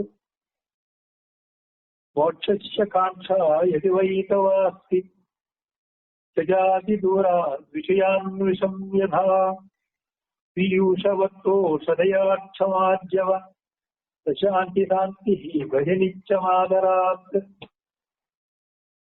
పదవి భజనం. మోక్షస్య కాంక్ష యది వై తవ అస్తి త్యజ అతిదూరాత్ విషయాన్ విషం యథా పీయూషవత్ ఔషధయాక్షమార్జవ ప్రశాంతి దాంతి భజ నిత్యం ఆదరాత్. టీకా. తవ నీకు మోక్షస్య మోక్షము యొక్క కాంక్ష ఇచ్చ. ఇందా చెప్పింది వాంఛ, ఇప్పుడు చెప్పేది కాంక్ష. వాంఛ దగ్గరేమో అది సంస్కారంగా ఉంది, కాంక్ష దగ్గరేమో ఇచ్చగా ఉంది. ఆ సంస్కారమే ఇచ్చ కలిగించింది. ఇచ్చ దాకా వచ్చాడు. ఇచ్చ వల్ల సంకల్పం కలిగింది, సంకల్పం వల్ల చిత్తవృత్తి వచ్చింది, చిత్తవృత్తి రావడం వల్ల విషయం ఏర్పడుతుంది. విషయ సంకల్పం వల్ల విషయానుభవం కలిగింది. విషయానుభవం కలగడం వల్ల తృప్తి కానీ అసంతృప్తి కానీ కలిగింది. ఇచ్చ అంటే కాంక్ష. అస్థి అది ఉన్నది నిజమైతే, యథా అస్థి అది అంటే ఉన్నది నిజమైతే, యథా ఎట్లు, విషమును తథా ఆ రీతిగా విషయాన్ అనితాది విషయములను అతి దూరా మిత్తిల్ దూరముగా చయ విడుమా. వై విద్వత్ అనుభవ ప్రసిద్ధము పీయూషవత్. పీయూషం అంటే అమృతం. అమృతముల వలె దోషదయార్థమాచవ ప్రశాంతి దాంతి. దోషం అంటే సంతోషము, దయ, ఆర్జవం, దయ, క్షమ, ఆర్జవం. క్షమ, ఆర్జవం అంటే రుజువర్తనము, శాంతి, దాంతి. ప్రశాంతి అంటే శాంతి, దాంతి. శాంతి అంటే శమము, దాంతి అంటే దమము. వీరిని నిత్యము ఎల్లప్పుడూ ఆచరించాలి. వాటి యొక్క విశ్వాసం వలన భజ పొందుమా. భజన అంటే కలిసిపోవడం. ఆత్మతో కలిసిపోవడాన్ని, ఆత్మని పొందడాన్ని భజన అంటారు. ఆత్మ కంటే వేరుగా ఉన్నావు కాబట్టి, భజనగా ఉన్నావు కాబట్టి, ఆత్మ సంయమ యోగం ద్వారా ఆత్మతో కలిసి ఉండడమే భజన.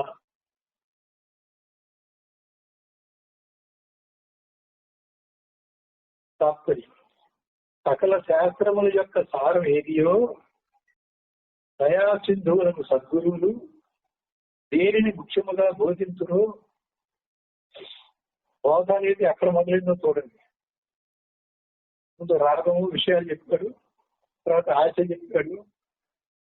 ప్రతిదీ కూడా బాహ్యంగాను అంతరంగాను వాసనగా సంస్కారంగా 3 గుణాల స్వభావంతో 3 గుణాలతో పుట్టినటువంటి విషయాలు, విషయ భోగాలు, మూలంతో సహా సంస్కారంతో సహా వాంఛ అనేటువంటి స్థానం నుంచి దీనికి పనేయటానికి అపర వైరాగ్యాలతోటి బోధ తీసుకొస్తున్నారు.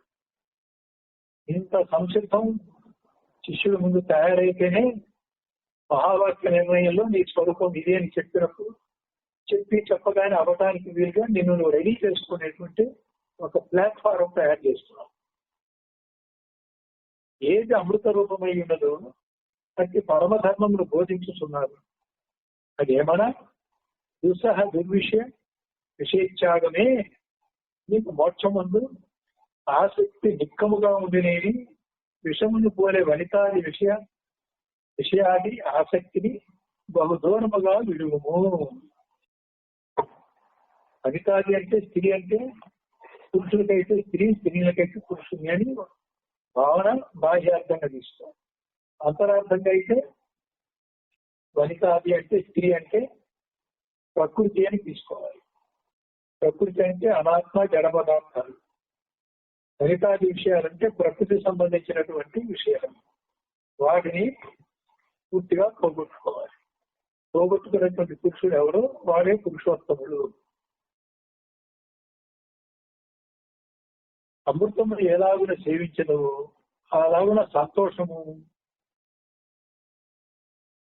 అదే ఆ బ్రహ్మానంద సుఖము మోక్ష ప్రాప్తి తర్వాత కదా వచ్చేది. ముందే సంతోషం ఉంటున్నాడు ఏంటి అంటే ఎప్పుడూ సంతోషంగా ఉండేటువంటి అభ్యాసం చేయాలి. అది ఎలా సాధ్యం అవుతుంది? పరావైరాగ్యం చేత సంతోషం సాధ్యం అవుతుంది. ఇది కావాలి అనుకున్నప్పుడు దొరకకపోతే దుఃఖం, కానీ కావాలనుకోనప్పుడు దొరికినా దుఃఖం లేదు, దొరకపోయినా దుఃఖం లేదు. అట్లా వస్తుంది. దుఃఖం లేకపోవడమే సంతోషం. సంతోషాన్ని అభ్యాసం చేయడం ద్వారా కూడా దుఃఖ నివృత్తి అవుతుంది. ఎప్పుడైనా దుఃఖం వస్తే ఏడవకుండా ఎగిరి గంతులేసి సంతోషంగా ఉండాలి. కారణం చెప్పలేకపోవచ్చు, అదొక సాధన.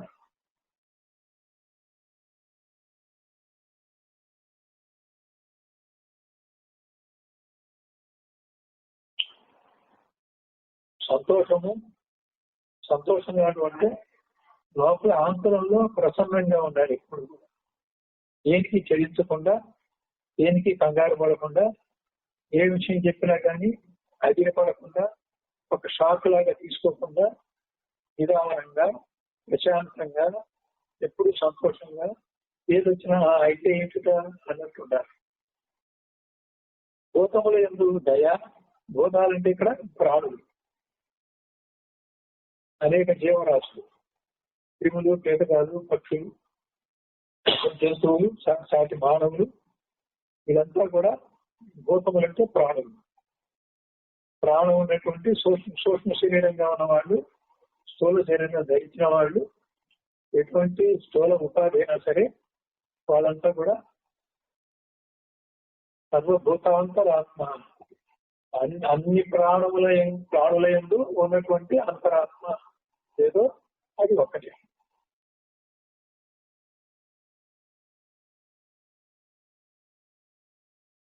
సర్వభూతముల యందును దయ. దయ అంటే ఒక కారణంతో కూడుకున్నటువంటి ఒక దీనుల ఎడ చూడగానే ఈయన సప్తగుణం కనుక ఉంటే దయ పుడుతుంది. అది దయ. గురుకృప దయ కాదు. గురువుకి ఏ దయ అయితే చెబుతున్నావో అది సహజం. ఇక్కడ దయ దీనత్వం వల్ల, సత్వగుణం వల్ల పుట్టింది. గురువు సత్వగుణం కూడా లేకుండా త్రిగుణ రహితుడు. ఆయన దయకి కారణం లేదు. అప్పుడు దయ కాకుండా దానికి ఇంకో పేరు పెట్టాలి, కృప. గురు కృప అంటాం కానీ గురు దయాలు.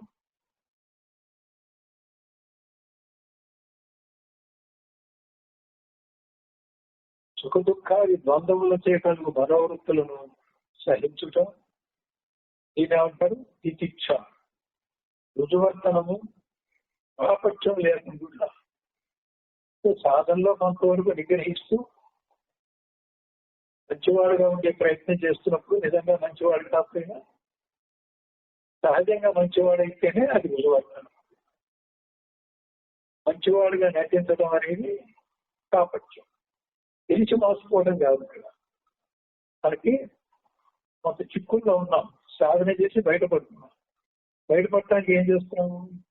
కాసేపు బయటపడటానికి పండుకుంటున్నాం.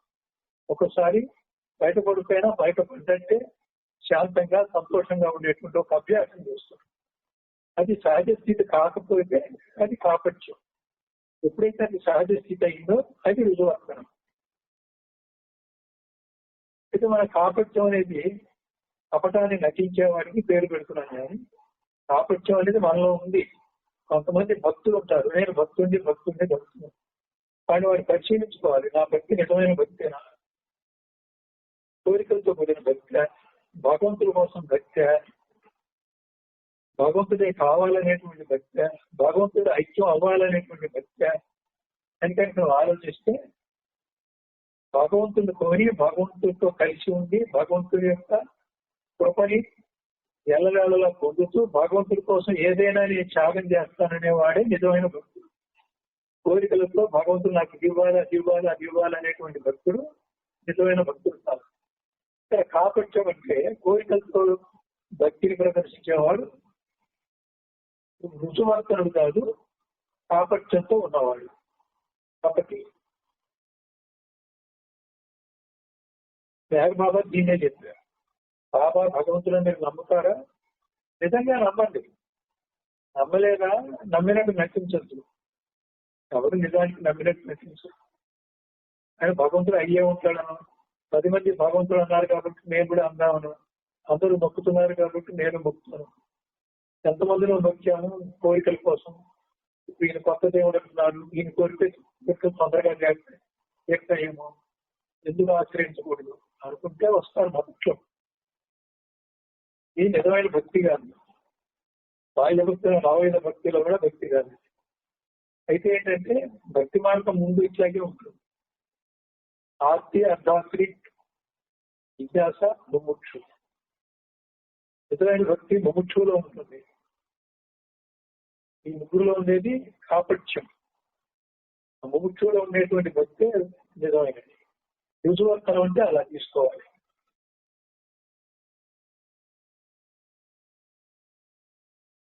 అంతరేంద్రియ నిగ్రహము, బాహ్యేంద్రియ నిగ్రహము, వీటినన్నిటినీ ఇక్కడ ప్రీతితో ఎల్లప్పుడూ కూడా సేవించుమా.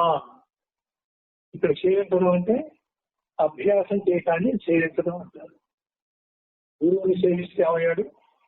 గురు శుశ్రూష ద్వారా గురువుతో సమానం అయ్యాడు. శిష్యుడు గురువు ఇద్దరు వేరుగా ఉంటే గురు శుశ్రూష ద్వారా, గురువుని సేవించడం ద్వారా గురువుతో సమానం అయ్యాడు. లోకంబులు, లోకస్తులు, లోకేశులు తగినట్టుగా అలోకంబలు, ఆపై పెనుచీకటి కావాల ఏకాకృతిగా వెలుగొందు దాని నే సేవింతు అంటే దాంతో ఐక్యతా సిద్ధి పుట్టుతా. సేవ ద్వారా దేని సేవిస్తావో దాంతో ఐక్యతా సిద్ధి పొందడాన్ని ఆ సేవకార్థం అంత లోతుగా తీసుకోవాలి. గురువుకి సేవ చేస్తున్నానంటే గురు సాక్షాత్ పరబ్రహ్మైనప్పుడు గురు సేవ ద్వారా ఆ గురువుతో మమేకం అవటం ద్వారా నీవు కూడా సాక్షాత్ పరబ్రహ్మ అవ్వటం అన్నమాట. సేవకు అంతటి అర్థం ఉంది. కాబట్టి నీ సేవ ఎంత లోతుగా ఉండాలో దాని రుజువర్తనం ఎలా చెప్పాము. కాపట్యానికి నిజంగా కపటం కాదు. మనం కొంచెం అభ్యాస దశలో సహజస్థితి లేకపోవడమే కాపట్యం అని చెప్పుకున్నాం. సహజస్థితి రావడమే రుజువు. అలాగే బాహ్య శుశ్రూషలన్నీ కూడా నేను ఐక్యత చెయ్యవు. ఆంతరిక శుశ్రూష కొంత సూక్ష్మంగా దగ్గరికి తీసుకెళ్తాయి. అయితే తీవ్రమైనటువంటి అంతరార్థంతో కూడినటువంటి గురుభక్తితో లక్ష్యంతో చేసేటువంటి శుశ్రూష గురుతో ఐక్యతని మమైకతని తీసుకుంది. అప్పుడే గురువు అంటే వాడవుతాడు. ఏం చేసినా భజన అన్నా కూడా భగవంతుడితో సమానమై భగవంతుడి అవడమే భజన. భజన, శుశ్రూష, సేవ, ఆరాధన, అనుష్ఠానము, ఉపదేశము ఇవన్నీ కూడా తను ఆరాధించేవారు అట్టువారే కావాలని తండ్రి కోరుతున్నాడు. నువ్వు భగవంతుని ఆరాధిస్తే నువ్వు భగవంతుడే అయిపోతావు. అది ఆరాధన అంటే. ప్రార్థంటే తృప్తి, ఆరాధంటే తృప్తి స్వరూపుడైన భగవంతుడు. ఆ తృప్తి స్వరూపుడైన భగవంతుని ఆరాధించడం ద్వారా నీవు తృప్తి పొందితే నువ్వు కూడా ఆ తృప్తి స్వరూపుడైన భగవంతుడు అవుతావు. కాబట్టి రాధాకృష్ణుల యొక్క ఆరాధన అటువంటిది. రాధకి కృష్ణుడికి అభేదం. దాన్ని ప్రార్థనేటువంటి తృప్తి, ఆరాధ్యంగా ఉన్నటువంటి తృప్తి స్వరూపమైనటువంటి కృష్ణ పరమాత్మతో ఆరాధన ద్వారా ఐక్యతా సిద్ధి పొందింది. కాబట్టి రాధాకృష్ణుడికి అభేదం. రాధాకృష్ణుడే, కృష్ణుడు రాధే. అలా ఆరాధన, అనుష్ఠానం అన్నా, ఉపాసన అన్నా, సేవ అన్నా, శుశ్రూష అన్నా ఐక్యత పొందటమే. భజన అన్నా కూడా అంతే. వేరుగా ఉన్నవాడు భజన ద్వారా ఆ భగవంతుడితో ఐక్యం అవ్వాలి. దాని పేరు భజన. ఈ పదాన్ని అంత లోతుగా అర్థం చేసుకోవాలి. ఇది పరమోపదేశము. గురువు గారు చిన్న విషయం చెప్పి ఎక్కడికక్కడ ఇది వెరీ ఇంపార్టెంట్. క్లాసులో టీచర్ గారు, లెక్చరర్ గారు ఎప్పుడు ఉంటారు. ఏం చెప్పినా ఇది గుర్తుపెట్టుకోండి, ఇది చాలా ముఖ్యం అంటారు. సరే శిష్యు జాగ్రత్తగా ఉంటారు. మళ్ళీ ఇంకో ఇది గుర్తుపెట్టుకోండి, ఇది చాలా ఇంపార్టెంట్. పొడుగుతా ఆయన క్లాసు పూర్తయ్యేలోపు 20 సార్లు ఇంపార్టెంట్. అది 20 ఇంపార్టెంట్ అయితే 20లో 1-2 ఇంపార్టెంట్ ఉండాలి కదా. ఇది కూడా అంతే. ప్రారంభంలో ఓర్పు, క్షమ, రుజువర్తనము ఇది ఇంపార్టెంట్. ఆశావసంతో ఇంపార్టెంట్. ఆశ ఎంత మొసలు పట్టుబడుతుందో. విషయ పంచకం ఉంది. దానికి ఒక జేడి, ఒక ఏనుగు, ఒక మిడత, ఒక చేప, ఒక తుమ్మెద ఉదాహరణ ఇచ్చాడు. ఒక్క విషయానికే ఒక శబ్దానికే ఒకటి, ఒక స్పర్శకే ఒకటి, ఒక రూపానికే ఒకటి, ఒక రసానికే ఒకటి, ఒక గంధానికే ఒకటి నశిస్తే ఐతో ఉన్నటువంటి మానవులు ఎంత తీవ్రంగా నష్టపోతారు అని అక్కడికి. అది ఇంపార్టెంట్, గుర్తుపెట్టుకోండి. మళ్ళీ ఆశ పెట్టాడు, ఇది ఇంపార్టెంట్ గుర్తుపెట్టుకోండి. రాగం చెప్పాడు, అది ఇంపార్టెంట్ గుర్తుపెట్టుకోండి. అసలు గురువుని ఆశ్రయించాలి, ఎలా ఆశ్రయించాలి, వెరీ ఇంపార్టెంట్ గుర్తుపెట్టుకోండి. ఇలా గురువుని ఇలాగే ప్రతిదీ ఇంపార్టెంట్, ఎక్కడికక్కడ ఇంపార్టెంట్, ఎక్కడికక్కడ ఇది గుర్తుపెట్టుకోండి. ఇది చాలా ఇంపార్టెంట్, ఇది చాలా ప్రధానం. ఇది పరమోపదేశం అంటే అడుగడుగున ఉపదేశం. ఆ ఉపదేశం వల్ల అడుగడుగునా వచ్చేటువంటి మరణ భయాన్ని దాటుతాం. అడుగడుగునా నీకు మరణ భయం ఉన్నప్పుడు నీకు ఆ గురువు అడుగడుగునా ఉపదేశం చేయాల్సిందే కదా, చేస్తున్నాడు. ఎక్కడికక్కడ ఇది పరమోపదేశం అని ఇంపార్టెంట్ అని చెప్తారు. అసలు పరమోపదేశం తత్వమసి ఉపదేశ వాక్యం దగ్గర ఉంది. ఇవన్నీ ఒట్టి ఉపదేశాలు. ప్రారంభంలో శిష్యులు మరీ అజ్ఞానంలో భ్రాంతిలో ఉన్నప్పుడు అడుగులోనే హంసపాదేసి కింద పడిపోకుండా చూడాలంటే అక్కడ ఇంపార్టెంట్ అని చెప్పాల్సిందే. మోక్షమునకు పరమ ప్రతిబంధకమై అనుపమ శత్రువు విషయ బుద్ధి సుమా. ఉపమ అంటే ఏందైతే మనం పోలుస్తున్నాము, ఒక వస్తువుని అర్థం కావడం కోసం వేరే వస్తువుతో పోలుస్తున్నాము. వేరే వస్తువు పేరేమో ఉపమానము, నువ్వు చెప్పదలుచుకున్న వస్తువులను ఉపమా. అనుపమ అంటే ఇప్పుడు బ్రహ్మం ఉన్నాడు. అనుపమ అంటే బ్రహ్మకు సాటి ఇంకొక బ్రహ్మ ఉండాలి. సాటి లేడు కాబట్టి అనుపమ. సాటి ఉంటే రెండోది ఉంటే ఒక ఉపమకి ఉపమానం ఉంటుంది. ఒక ఉపమని, ఒక బ్రహ్మ అనే ఉపమని ఒక ఉదాహరణతో ఒక ఉపమానంతో చెప్తా ఉంటే బ్రహ్మకి సాటి మరి రెండోది లేదు, లేకపోవడాన్ని అనుపమ అన్నాం. రెండో ఉపమానం లేకపోవడానికి అనుపమానము అన్నాం. ప్రమారూపమైనటువంటి బ్రహ్మ ప్రమేయము. బ్రహ్మ తప్ప రెండోది లేదు. బ్రహ్మని పోల్చి నీకు అర్థం అవడం కోసం ఏదైనా ఉదాహరణ తీసుకొస్తామంటే రెండోది దొరకదు. కాబట్టి ఆ బ్రహ్మ అప్రమేయుడు. ప్రమేయుడే కానీ పోలిక లేనందువల్ల అప్రమేయుడు. ఉపమాయే కానీ పోలిక లేనందువల్ల అనుపమ. పోలిక అనేది ఉపమానము లేదు కాబట్టి అనుపమానము. ఈ పదాలు పదార్థం యొక్క ఎందుకు చెప్తామంటే రేపు పొద్దున వివేక చూడమని కానీ మరే ఆధ్యాత్మిక వేదాంత గ్రంథం కానీ చదివితే ఈ పదాలు తెలిసినప్పుడు ఆ పదాన్ని ఇంత లోతుగా విశ్లేషణ చేసి అర్థం చేసుకుంటే, ఈ రోజు ఈ వివేక చూడమని చెప్పడం ద్వారా మీరు వింటున్నారు. ఇది పూర్తయ్యాక నేను దొరకపోవచ్చు, ఇంకో గురువు ఇలా చెప్పకపోవచ్చు. ఇంత లోతుగా ఇంత పద విభజనతో ఆధ్యాత్మికంగా ఉన్నటువంటి ఆ పదం యొక్క లోతైన అర్థంతో భగవంతుడితో ఐక్యతా సిద్ధి పొందేటువంటి ఇంకా లోతైనటువంటి అర్థంతో ఆ ఒక్క పదానికి ఇంత సాగిది ఎందుకు చెప్తున్నామంటే మిమ్మల్ని విశ్లేషించడానికి కాదు. రేపు పొద్దున ఎవరైనా చెప్తుంటే విన్నా ప్రవచనం మా గురువు గారు చెప్పారు ఆల్రెడీ అనిపించాలి. ఈ పుస్తకం చదువుతుంటే మళ్ళీ నేను చెప్పినటువంటి గొంతే నీకు వినపడుతూ నేను చెప్పిందే మళ్ళీ మీరు వింటున్నట్టు చదువుతున్నట్టు ఉండాలి. మీకు అర్థం కావాలి. రేపు పొద్దున ఈ చెబుతూ వీళ్ళు ఆ చెబుతూ వదిలేదు కాదు. శ్రవణము అంటే శ్రవణేంద్రియంతో వినటం కాదు. మనసు ఏదో ఆలోచిస్తూ శ్రోత్రేంద్రియంతో ఇక్కడ వింటూ ఉంటే అది మనసులోకి ఎక్కదు. శ్రవణం అంటే మనసు కూడా దాని మీద శ్రద్ధతో ఏకాగ్రతను పెట్టి ఏ విషయం అయితే చెప్తున్నామో ఆ విషయం మీద నిమగ్నమై విషయాన్ని పైగా బ్రహ్మ విషయం కాబట్టి నువ్వే బ్రహ్మ కాబట్టి నీ మీద అప్లై చేసుకొని ఆ పద్ధతిలో వినటాన్ని శ్రవణం అంటారు. మననం అంటే నేను అది అయ్యున్నాను అనేటువంటి ఆ శ్రవణంలో ఏ బోధ అయితే విన్నామో ఆ బోధ యొక్క సారాంశాన్ని నీ మీద అప్లై చేసుకుంటూ నీకు ఎలా సరిపోయిందో చూసుకోవచ్చు, నిరంతరము చూసుకోవడము, మనసులో కలుచుకోవడము, సరిపోయిందా లేదా అనుకోవడమే మరణం. సరిపోయింది అప్పుడు మరణం ఆగిపోయి అది నిధిజాతి కింద మారుతుంది. ఇది జాతలో ఉంటే వస్తు నిర్ణయం అవుతుంది. నేను అది కదా, నేను అదే అయ్యి ఉన్నాను అనేటువంటి భావనతో దాని ఇతర వేతన వస్తే జారిపోకుండా ఉంటాం.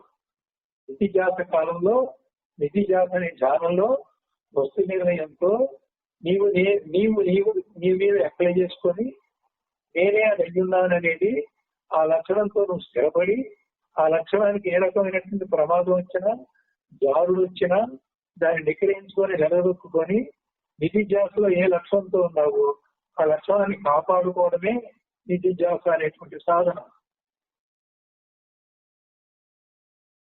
అది వేరే శ్రవణ మనం నిధిధ్యాస వచ్చినప్పుడు మళ్ళీ చూసుకుంటాం. దీనిని గడిచిన వారి ఎచ్చట నుండి నేను అమృత భోజనం పొందిన వాడే ఇంత చక్కగా చెప్పి చివరిలో ఏమన్నాడు చూడండి. దీన్ని గడిపించిన వాడే, చెప్పిన ప్రకారంగా ఆచరించిన వాడే, అటువంటి వైరాగ్యాలతో ఉన్నవాడే, ఈ ప్రతిబంధకంగా ఉన్నటువంటి దాన్ని వైరాగ్యంతో తొలగించుకున్నవాడే, ఆ ప్రతిబంధకం పోయిన తర్వాత ఏదైతే ఒక వస్తువు ఉన్నదో, ఉపమాగా ఏ వస్తువు అయితే ఉన్నదో ఆ వస్తువుతో సాటి అనేది అనుపమగా ఏ వస్తువు అయితే ఉన్నదో ఆ వస్తువే నీవుగా ఉంటావు.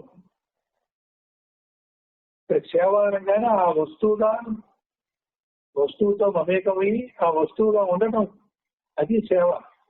సేవ చేత వాడు ఎక్కడున్నా సరే అటువంటి మృత్యు భయము, అడుగడుగునా ఉన్న మృత్యు భయాన్ని వీడి నిజమైనటువంటి శరీరం పతనం అయ్యేటప్పుడు వచ్చేటువంటి మృత్యువును కూడా మృత్యువుగా చూడకుండా మృత్యు భయం లేనివాడే అమృతత్వాన్ని పొందుతాడు. ఈ విధంగా 84 శ్లోకాలండి. రేపు 85వ శ్లోకం 9 అయింది.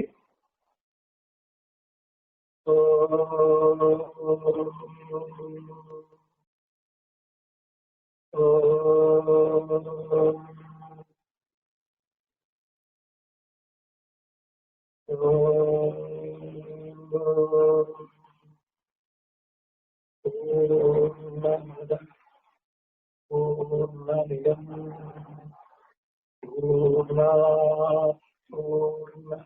పూర్ణముదచ్యతే పూర్ణస్య పూర్ణమాదాయ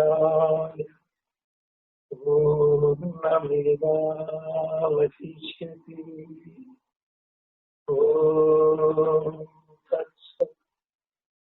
ఓం శాంతి శాంతి శాంతి.